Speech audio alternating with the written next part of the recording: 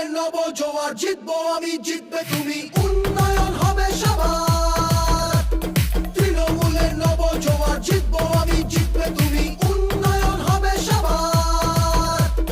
কুচবিহার থেকে কাকদ্বীপ সবাই আজ আনন্দিত, জনতার রায় দিকে দিকে নবজোয়ারে উচ্ছ্বসিত।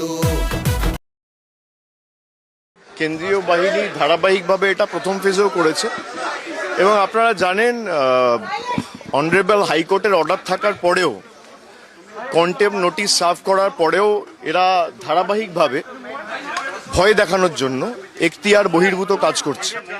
বিভিন্ন জায়গায় পুলিশ অবজারভার, জেনারেল অবজারভার গিয়ে ভয় দেখাচ্ছে, সাধারণ মানুষদের ভীত সন্ত্রস্ত করে দেওয়ার একটা চেষ্টা।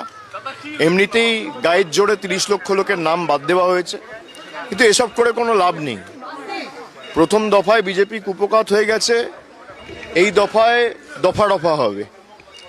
আর এখতিয়ার বহির্ভূতভাবে যারা কাজ করছে, সিআরপিসির কোথাও কোনো প্রভিশন নেই যেটা, বা বিএনএসএস এর কোনো প্রভিশন নেই, বা ইলেকশন কমিশনের সুনির্দিষ্ট কোনো গাইডলাইন নেই যেটা যে কোনো অবজারভারকে ম্যান্ডেট দেয় বা এখতিয়ার দেয় বাড়ি বাড়ি গিয়ে রেড কন্ডাক্ট করা।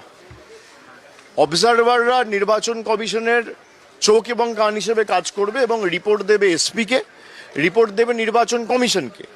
তারপর নির্বাচন কমিশন সিদ্ধান্ত নেবে কিভাবে কি করা উচিত। কিন্তু তারা বিভিন্নভাবে গিয়ে যে ধমকানো চমকানো, বিশেষ করে তৃণমূলের যাদের বিরুদ্ধে কোনো কেস নেই,